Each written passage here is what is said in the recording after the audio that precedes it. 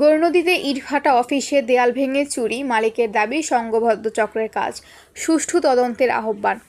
বরিশালের গৌরনদী পৌরসভার ২ নং ওয়ার্ডের কসবা পূর্বপাড়ার আজাহার ইটভাটার ফিল্ডে ভাড়া নিয়ে ব্যবসা পরিচালনা করা মেসার্স ব্যাপারী এন্টারপ্রাইজের অফিসে ভয়াবহ চুরির ঘটনা ঘটেছে।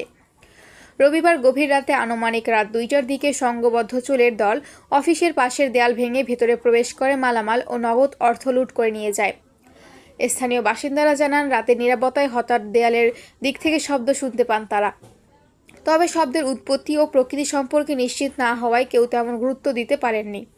ভোরে হাঁটতে বের হলে এলাকাবাসী অফিস ঘরের উত্তর পাশের দেয়াল প্রায় ৩ ফিটের মতো ভাঙা অবস্থায় দেখতে পান।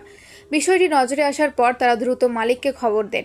খবর পেয়ে কালকিনি উপজেলার রমজানপুর ইউনিয়নের বাসিন্দা মেসার্স ব্যাপারী এন্টারপ্রাইজের মালিক মোহাম্মদ শাহজাহান ব্যাপারী ঘটনাস্থল পরিদর্শন করে তিনি হতাশা ও ক্ষোভ প্রকাশ করেন। তিনি বলেন, আমি দীর্ঘদিন ধরে বালুর ব্যবসা করে আসছি। গতকাল বিকেলেই কিছু নগদ ক্যাশ অফিসে ছিল। সম্ভবত সেই টাকার লোভেই চোরেরা দেয়াল ভেঙে ভেতরে ঢোকে। তারা আমার অফিসের ড্রয়ার ভেঙে কিছু নগদ টাকা নিয়ে গেছে।